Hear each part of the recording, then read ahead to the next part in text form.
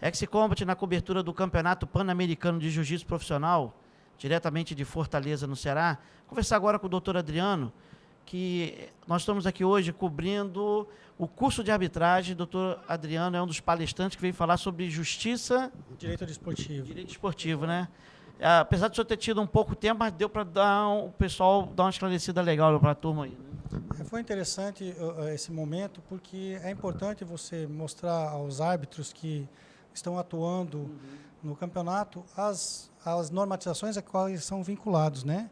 Então, no âmbito dos recursos, até para que o próprio atleta tenha condições de saber, no momento oportuno, como recorrer de algumas decisões que ele acha que não estão atendendo às suas necessidades. Né? Como o jiu-jitsu é um esporte que ainda não está tão evoluído nessa parte de justiça esportiva, como é o futebol, que frequentemente a gente vê julgamentos, até de jogadores, por exemplo, praticamente acabou aquele negócio de jogador agredir árbitro, que muito antigamente tinha, né? Hoje em dia eles têm mais cuidado com isso, devido à atuação do Tribunal de Justiça Esportiva. No jiu-jitsu está começando isso agora, né? Está se formando o tribunal. O senhor acha que é importante para o árbitro, até para o atleta, começar já a se enquadrar nessa regra aí? A justiça, o direito, ele vem exatamente para colocar o cidadão num contexto social como um todo. Então, você tem hoje o direito, ele norteia toda a base da nossa civilização. Exatamente. Então, nós temos que ter um cuidado, e o esporte não pode ficar longe disso, que é exatamente demonstrar onde termina o direito do atleta e inicia o direito do árbitro. Vem exatamente para regrar esses conflitos. E determinar quais as formas de solução para essas demandas. Até mesmo porque hoje, qual é o costume? O professor fica da arquibancada gritando. Quando ele, em vez de ele formalizar, né? Acabou ali, ele não está satisfeito. Qual seria a atitude do técnico, do professor?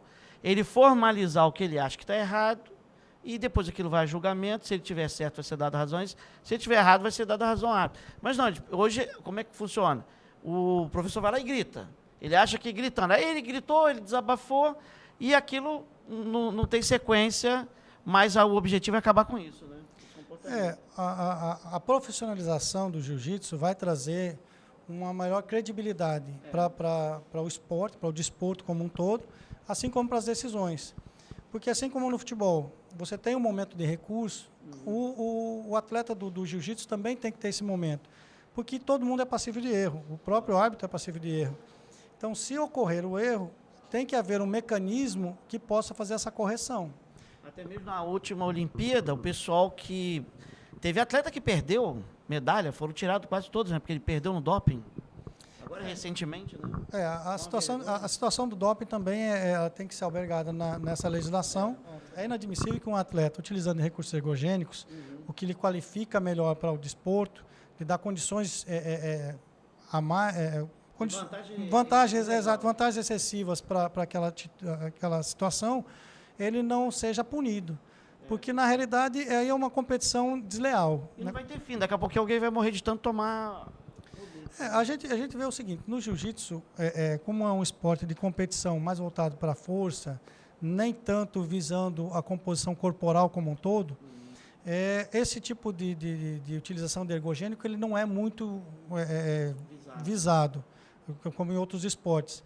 Agora, é claro, tudo que for utilizado de forma ilícita tem que ser punido. E a legislação esportiva ela vem exatamente para fazer trazer esse mecanismo para a punição. Até mesmo porque, para você que é atleta, isso tudo acontece, a proibição, para proteger a sua saúde.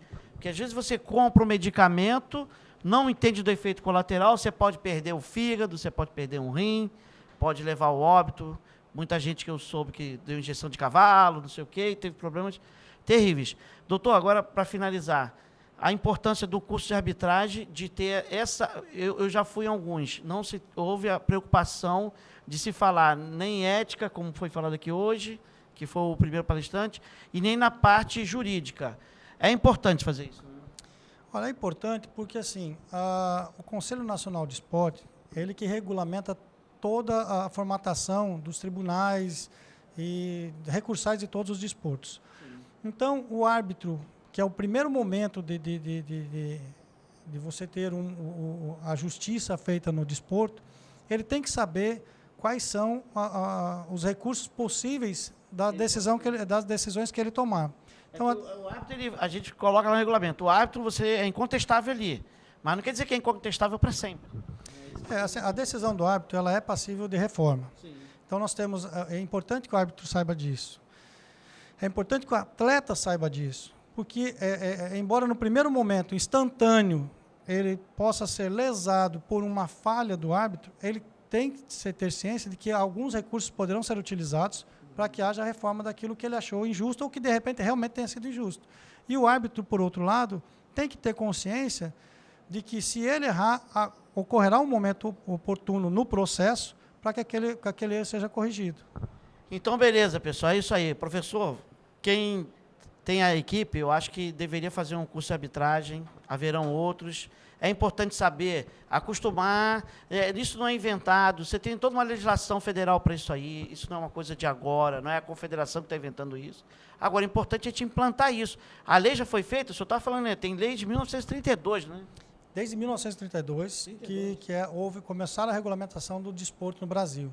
Desde 32, né? O primeiro foi um decreto-lei, em 32. De lá para cá, a lei vem evoluindo e vem albergando várias situações. É claro que, à medida que a sociedade vai evoluindo, a lei vai evoluindo junto com a sociedade. É isso aí, desde 1932, o começo do século passado. Então, vamos ver se a gente implanta agora, no século XXI, no juízo aí. Professor, doutor, obrigado. Paulo Jesus, na cobertura do Campeonato Pan-Americano de Jiu-Jitsu Profissional, aqui na cidade de Fortaleza, Ceará.